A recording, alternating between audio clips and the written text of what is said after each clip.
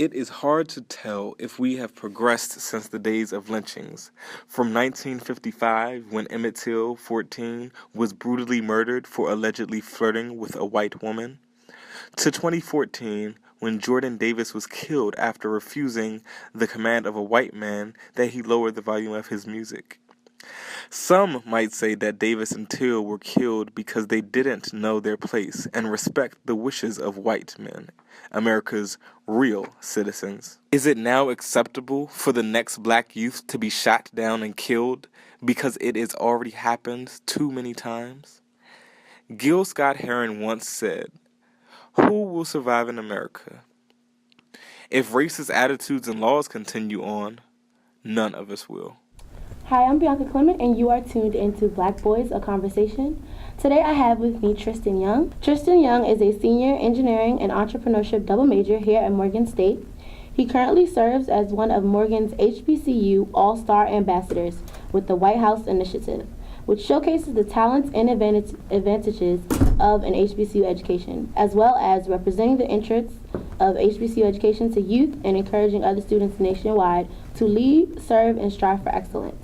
Tristan has also previously served as president of the BOSS chapter of the National Society of Black Engineers, president of the American Society of Civil Engineers, and chartered the Collegiate 100 of MSU along with 7 of his peers. So we're just going to jump right into it and talk about Michael Brown. To give everyone a little background, Michael Brown was 18 years old when he was fatally shot in Ferguson, Missouri this past August by Darren Wilson, a 28-year-old police officer. According to reports, Brown and a friend, Dorian Johnson, were walking down the street when Wilson drove up and ordered them to walk on the sidewalk.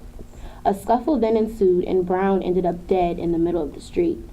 The shooting sparked mass protests and general unrest in Ferguson due to the belief that Brown actually surrendered to Wilson and the already present racial tensions between the majority black community and the Caucasian city government.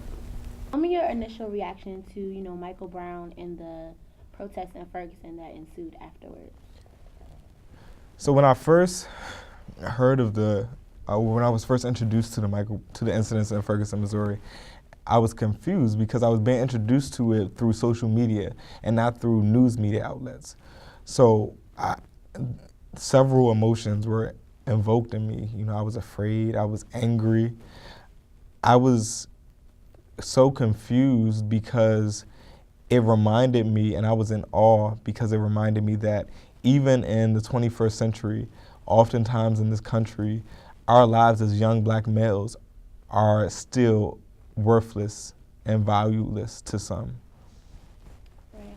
So within seeing all of that on social media and not from media outlets, do you feel like you saw the pictures, people protesting, the police using, tear gas to clear people out of the streets? Do you feel like people's rights were violated to protest since they were protesting peacefully? I think that it's hard to say because there are so many sides to the story. There are so many conflicting images and messages out there. I think that the incidents did show us that social media can be a valuable tool at times because once it was on social media, once it was trending, if you will, then the news media outlets picked it up. Then there was coverage, and then we got to see part of the real story, and we were able to ask those questions like, why was his body laying in the street for 4 hours before uncovered, just for anyone to see? Why were the police dragging their feet? So it allowed us to see some of the holes in the system of public safety in Ferguson, Missouri. The protests, though some were peaceful and some ensued violence, that the police weren't intentionally, in my opinion, violating any amendment rights or any rights that were guaranteed to the citizens to protest. What about the SWAT teams that were brought out? Do you think that was unnecessary? I do think that some of the actions on the part of the Ferguson, Missouri police were uncalled for. They might have been a little outlandish and over the top, but which then caused other problems, and it was kind of a ripple effect, if you will. So, with his being left in the street and, there being a big uproar about it, I noticed that whenever African American is killed by someone of Caucasian descent, we always, tend to uprise, have an uproar, and when we kill each other, most of the time it's not paid that much attention to. We kind of go on about life as if, it's normal. So do you think we could ever come together peacefully? Like when we kill each other, can we raise as much hell, do you think? Let me backtrack a little bit. So let's not, overgeneralize and say that every time a black person or a black boy is killed by, a white man or a white officer, it is not at all always publicized. It's not always recognized, and we don't always cause an uproar. However, as you stated, in the majority of situations where we do come together and we do protest and we do speak out against these incidents, the majority of them are when it's someone a Caucasian and then an African American, right? And so that is one problem that I do see, that we don't value our lives until it's someone else that's not valuing them. So as you stated, black on black crime is very high, and especially in urban environments. I don't think we can ever come together to fight black on black crime until we as a people admit and acknowledge that it is a problem, and it is a big problem. We like to point out the faults in others. So we like to point out the faults in the white man and the Caucasian, that the Caucasian police officer shot him. But we don't like to point out the faults that Ray shot JJ 5 minutes ago, right, or 5 minutes before that situation even occurred. So until we acknowledge that is a problem, then we know we can't come together and we can't make change. Okay.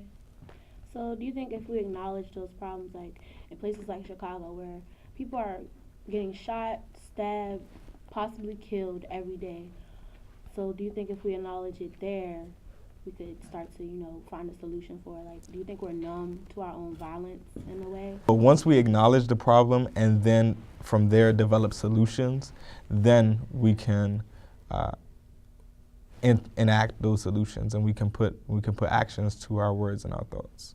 Okay. Do you think that the solutions probably start with like the youth?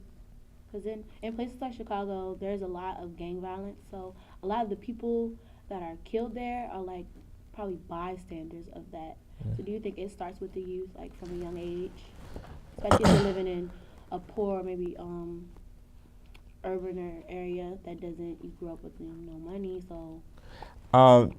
I think that there are many factors that go into the violence that occurs in our communities: socioeconomic status, gang violence, household issues. So it comes. The responsibility and ultimately is on us to come together, to acknowledge these are the problems. However, this is one specific problem that we plan to tackle. Once we tackle that one, then we can tackle the next one. Once we tackle the next one, then we can move on to the next one. We cannot keep airing all of our grievances, continue to talk about the problems without talking about specific, measurable solutions. Thank you guys for tuning in. This is Tristan Young, and I'm Bianca Clement.